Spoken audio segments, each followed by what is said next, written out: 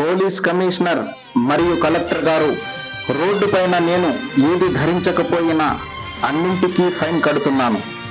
అసలు రోడ్లే సరిగా లేవు, మరి మీరు నాకెంత ఫైన్ కడతారు అని ప్రశ్నిస్తున్న ఒక భారతీయుడు ప్లకార్డులు పట్టుకొని సోషల్ మీడియాలో చక్కలు కొడుతుంది.